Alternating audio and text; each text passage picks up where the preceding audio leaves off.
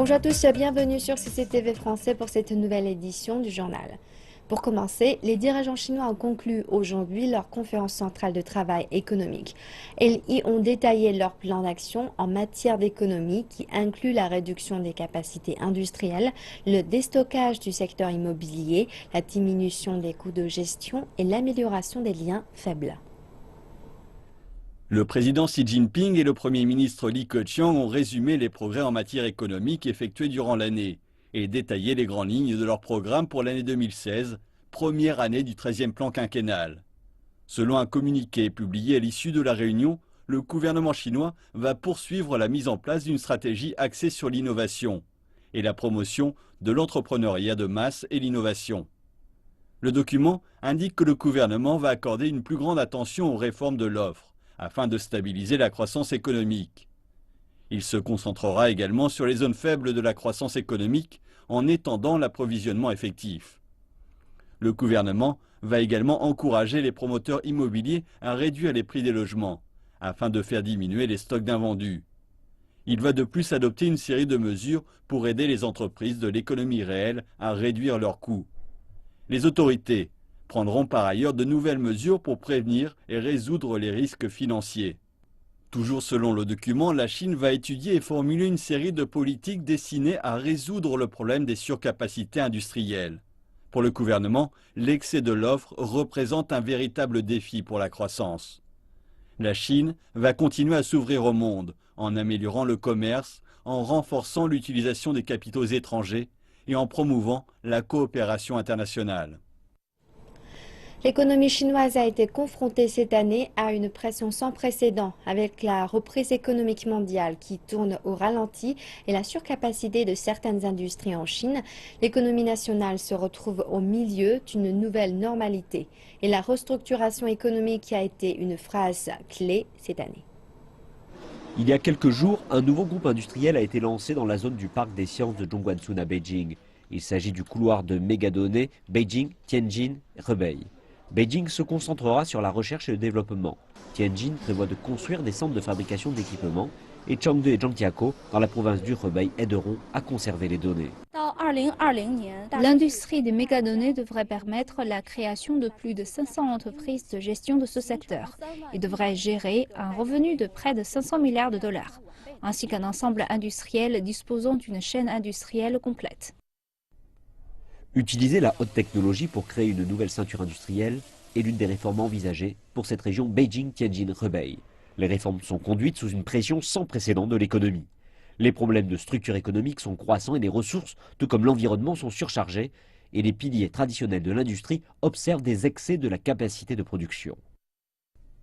Les profits des 5 industries que sont le charbon, le fer et l'acier, la pétrochimie et les matériaux de construction ferreux et les métaux non ferreux ont connu une chute de 42,8%. Cela indique un important changement structurel qui est l'affaiblissement des industries énergétiques traditionnelles. Lors d'une réunion clé du Parti communiste en octobre dernier, le président Xi Jinping a introduit le concept de développement passant par l'innovation, la coordination, le développement vert, l'ouverture et le partage. Le nouveau concept de développement a fourni une direction importante à la restructuration économique et à l'amélioration industrielle. 3 stratégies, une ceinture et une route, le développement collaboratif de la région Beijing-Tianjin-Hebei et la ceinture économique du fleuve Yangtze ont été discutés lors de la conférence centrale économique de travail de l'année passée. Et les plans détaillés y ont été présentés cette année. Les stratégies de la ceinture économique du fleuve Yangtze et du développement collaboratif de la région Beijing-Tianjin-Hebei ont permis la promotion d'une future évolution industrielle des régions centrales et de l'ouest de la Chine. Il s'agit là d'une optimisation de l'agencement industriel. Également cette année, le Conseil des affaires d'État a dévoilé un plan national sur 10 ans appelé Fabriquer en Chine 2025. L'objectif est de transformer la Chine d'un géant manufacturier vers une puissance manufacturière mondiale. Les statistiques montrent qu'au cours des 3 premiers trimestres de l'année, les industries de haute technologie ont enregistré une croissance de 10,4%, soit 4,2% plus rapide que la croissance industrielle générale. Les chiffres de novembre montrent que le taux de croissance industrielle était de 6,2%, soit le niveau le plus élevé en 5 mois. Et l'industrie des équipements de haute technologie a émergé en tant qu'importante force motrice du développement. Cette année, la Chine a signé des accords sur le nucléaire d'une valeur dépassant les 10 milliards de dollars avec plusieurs pays, dont le Royaume-Uni, l'Argentine et le Kenya. Nous poursuivons avec les glissements de terrain survenus dimanche dernier dans un parc industriel de Shenzhen, dans la province du Guangdong, dans le sud de la Chine. 91 personnes sont toujours portées disparues après l'effondrement d'une trentaine de bâtiments et dans les glissements de terrain survenus dimanche dernier dans la matinée. Mais des signes de vie ont été détectés. Actuellement, près de 3000 secouristes s'activent à déblayer la zone à la recherche de victimes survivantes. Les autorités ont donné leur 4e conférence de presse pour faire le point sur les opérations de secours. Hier à 19 h, après les dernières conclusions des experts, nous avons confirmé que d'autres glissements n'étaient plus prévisibles et que les sols et les buttes de terre alentour étaient stabilisés. Mais, à cause de la pluie et du poids des monticules de terre, de petits glissements de terrain ont perturbé le travail des équipes de secours. Les secouristes doivent rester vigilants pour ne pas heurter les victimes toujours présentes sous les décombres et sans oublier leur propre sécurité, en raison des risques potentiels d'autres effondrements. Yang Shangchun a par ailleurs rappelé que la priorité était de retrouver les victimes toujours portées disparues. Un groupe d'experts spécialisés dans 15 domaines différents, allant de la géologie à la construction en passant par l'ingénierie des gaz, ont été envoyés sur place pour apporter leur support technique. 172 engins d'excavation s'activent à déblayer les décombres. De nombreuses cellules de surveillance ont été mises en place pour contrôler la stabilité des structures. Le gigantesque glissement de terrain s'étend sur près de 380 000 mètres carrés et sur plus d'une dizaine de mètres de profondeur. 2 points de contrôle ont été mis sur pied pour collecter et vérifier les informations des personnes portées disparues. Les quelques 900 personnes évacuées après le glissement de terrain séjournent provisoirement dans des gymnases, des centres communautaires et dans les hôpitaux de la région. PetroChina, propriétaire du plus grand gazoduc ouest-est de Chine, qui a en partie explosé pendant le glissement, a déclaré qu'il allait remplacer temporairement les 400 mètres de tuyaux provisoirement endommagés. Le comité permanent de l'Assemblée populaire nationale de Chine s'est réuni pour sa session bimensuelle. Au cours de la session de 7 jours qui débute aujourd'hui, les législateurs passeront en revue des projets de loi sur la lutte contre le terrorisme, la violence domestique, le système national de gratification, l'éducation et les associations caritatives. Les législateurs débattront et passeront également en revue les projets de loi relatifs à la protection de la faune, à la médecine traditionnelle chinoise, au planning familial et à la réforme du système médical. Ils examineront par ailleurs les projets de loi concernant les dettes des gouvernements locaux, la mise en œuvre des lois sur l'autonomie des régions autonomes, des minorités ethniques, mais aussi les lois relatives à la protection des personnes âgées. Le projet de loi antiterroriste va passer en 3e lecture. Lors des 2 dernières lectures, les législateurs ont appelé à une meilleure définition du terme terrorisme et ont proposé la création d'une agence antiterroriste qui sera chargée de rassembler et de coordonner les renseignements en la matière. Le tribunal arbitral de La Haye sur le conflit en mer de Chine méridionale qui a été établi à la requête des Philippines vient de publier ses décisions. Le porte-parole du ministère chinois des Affaires étrangères, Hong Lei, a déclaré que la Chine n'acceptait pas et ne participera pas à l'arbitrage. Il a rappelé que les problématiques relatives à la souveraineté territoriale de la Chine ne pouvaient être déterminées que par le peuple chinois lui-même.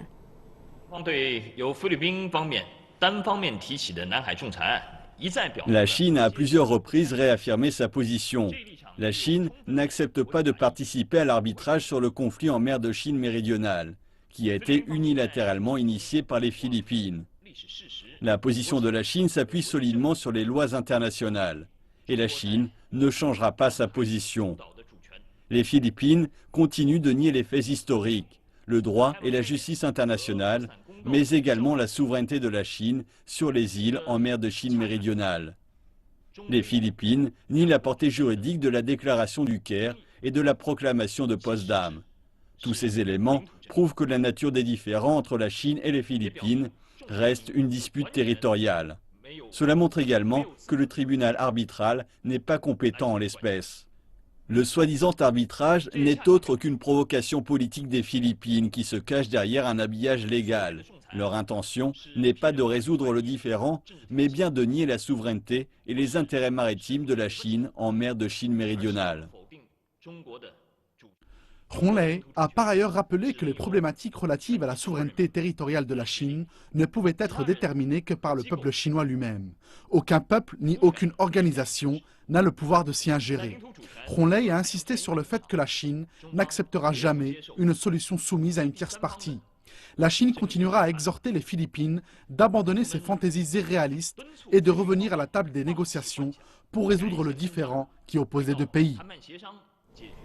Passons maintenant aux élections législatives en Espagne. Le peuple espagnol a envoyé dimanche un avertissement clair aux formations politiques traditionnelles. Le Parti populaire de droite est arrivé en tête des élections législatives, mais a perdu sa majorité absolue. Les socialistes sont deuxièmes, talonnés par Podemos. Résultat, un parlement morcelé et un pays difficile à gouverner. Les conservateurs du Parti populaire au pouvoir depuis 2011 ont remporté 121 sièges sur 350 au Parlement, soit 65 sièges de moins qu'en 2011, et loin de la majorité absolue qui leur permettrait d'être investis sans souci. Même avec le soutien des 40 députés de la nouvelle formation libérale Ciudadanos, qui a annoncé à maintes reprises qu'elle refuserait l'investiture au chef du gouvernement sortant, Mariano Rajoy, ils auraient des difficultés à former un gouvernement. Le Parti socialiste arrive deuxième avec 91 sièges, le pire résultat de son histoire. Son hégémonie est menacée par l'autre nouvelle formation, celle-ci de gauche radicale, Podemos. Le parti de Pablo Iglesias, né en janvier 2014, émerge comme troisième force politique et obtient avec ses alliés plus de 20% des voix et 69 sièges. Il avait même été donné en deuxième position par un sondage réalisé à la sortie des urnes. La Cour suprême indienne a rejeté le recours contre la libération du plus jeune condamné dans le viol collectif et le meurtre d'une étudiante à New Delhi, une décision qui a suscité l'ire des parents des victimes qui ont déclaré que la justice les avait trahis.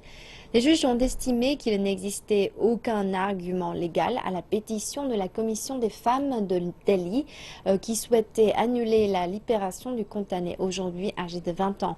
Swati Maliwal, présidente de la commission des femmes de Delhi, a déclaré que le système dans son ensemble avait abandonné les femmes indiennes. Le condamné, alors mineur au moment des faits, était l'un des membres d'un groupe de 6 hommes qui ont kidnappé une jeune étudiante, Jyoti Singh Patey, avant de la séquestrer à bord d'un autobus, de la violer, puis de la laisser sur le bord de la route. La jeune fille est morte 2 semaines plus tard dans un hôpital de Singapour. L'un des 6 participants s'est suicidé en prison avant le procès. Les 4 autres ont été condamnés à mort en 2014 et ont fait appel de leur sentence devant la Cour suprême. La commission d'éthique de la FIFA a suspendu Joseph Blatter et Michel Platini de toute activité liée au football pendant 8 ans pour abus de pouvoir. Le comité les a reconnus coupables d'avoir abusé de leur position au sujet d'un paiement de 2 millions de dollars. Platini écope par ailleurs d'une amende de 80 000 francs suisses et Blatter de 50 000 francs suisses. Ce dernier a déclaré lors d'une conférence de presse qu'il allait faire appel de sa suspension devant la Chambre des recours de la FIFA, puis devant le tribunal arbitral du sport. Il a ajouté qu'il se battrait et que la commission d'éthique n'était pas compétente de juger le président de la FIFA. Star Wars, le réveil de la force, battait record aux États-Unis et dans le reste du monde. Et ce, notamment au niveau des produits dérivés qui pourraient générer jusqu'à 2 millions de dollars de recettes pendant les fêtes. C'est l'heure de s'amuser pour les fans de Star Wars. Adam Wilson fait tirer son BB-8, un petit robot créé par Sphero, une société américaine qu'il a cofondée. Le BB-8 est contrôlé par téléphone, via une application dont les mises à jour permettent d'améliorer le comportement du robot. C'est ainsi que vous pensez que seront les choses à l'avenir. Je ne veux pas que mes choix restent simplement en l'état. Ils s'amélioreront constamment, il y a une raison d'y revenir. Cette philosophie imprègne la franchise Star Wars, dont le BB-8 fait presque partie. Quand le responsable de Walt Disney est pour la première fois entré en contact avec Sphero au sujet du Réveil de la Force, son nouveau film, il était tout ce qu'il y a de plus sérieux. Il disait non pour de vrai. Il le filme et il y a un nouveau robot dans ce film qui ressemble à votre produit. Aujourd'hui, le BB-8 est produit en masse en Chine et se trouve sur les étagères des magasins du monde entier. Cela amène le merchandising et le marketing de Disney à un tout nouveau niveau. Les experts estiment que le plan merchandising de Disney pour la sortie du dernier Star Wars au niveau jouets et autres produits dérivés est du jamais vu. Voilà, bienvenue dans ma grotte de Star Wars. Jonathan Thornton possède chaque objet possible lié à la saga, ce qui inclut des figurines de personnages qu'il n'a encore jamais vus. Je ne connais pas encore le rôle qu'il va avoir dans le film, mais en attendant, je peux faire jouer mon imagination. La popularité multigénérationnelle de Star Wars a fait exploser la demande, et la chaîne d'approvisionnement est beaucoup plus sophistiquée que quand le premier épisode est sorti il y a 40 ans. Ils vendaient des boîtes vides avec à l'intérieur une note expliquant qu'ils n'avaient pas pu obtenir la marchandise aussi vite que le consommateur l'aurait souhaité. La situation n'a pourtant pas vraiment changé aujourd'hui. C'est fou de voir les fans qui enfoncent les portes. Il y a une limite, 2 par personne. Il y a des gens qui en prennent 2 tout de suite et se dirigent directement vers la caisse. Les jouets Star Wars pourraient générer jusqu'à 2 milliards de dollars de recettes pendant les fêtes. C'est une bonne nouvelle pour des sociétés telles que Sphero. Cela va au-delà de ce que nous avions imaginé. La cité interdite de la capitale chinoise approche de son 600e anniversaire et le pavillon de la culture mentale subit une rénovation majeure. Ce pavillon se trouve au sein de la cité interdite et a joué un rôle important pendant la dynastie des Qing. Bâti en 1537, le pavillon de la culture mentale a servi à plusieurs reprises de résidence à l'empereur ou de centre de réunion pour les membres de la cour. Il a pour la dernière fois été rénové dans les années 80. Mais, car il accueille jusqu'à 800 visiteurs à la fois lors des périodes de pointe, une nouvelle rénovation est nécessaire. Les administrateurs de la cité interdite estiment que l'utilisation de méthodes anciennes donnera le meilleur résultat et servira également de terrain d'entraînement pour les prochains projets de rénovation. Il s'agit plus de recherche scientifique que de projets de construction. Tant que les matériaux originels peuvent être utilisés, nous ne les remplacerons pas par de nouveaux matériaux. Chaque ouvrier du site de restauration va recevoir une formation d'1 année. Le temps n'est pas la priorité. Nous nous préoccupons avant tout de la qualité. L'un des défis rencontrés est le déplacement des reliques historiques qui étaient restées en l'état depuis plus d'1 siècle. Peinture, calligraphie et livres antiques. La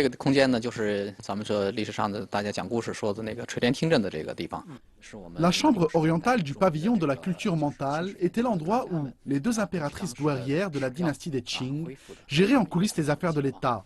Dans la Chine ancienne, l'impératrice ou l'impératrice douairière participait aux affaires de l'État si le nouvel empereur était trop jeune. Nous devons mener des études et recherches durant les premières étapes de la rénovation. Tout d'abord, situer et noter les positions des reliques culturelles existantes afin de fournir le meilleur rendu possible pour la restauration de l'apparence originelle. C'est l'une des différences majeures entre ce projet et les autres projets de restauration des bâtiments anciens. Pendant la rénovation, plusieurs objets vont être exposés dans le musée du palais. Et la cité interdite met en place des expositions virtuelles pour diminuer le passage des visiteurs. La restauration devrait durer jusqu'à 2020, juste à temps pour le 600e anniversaire de la cité interdite.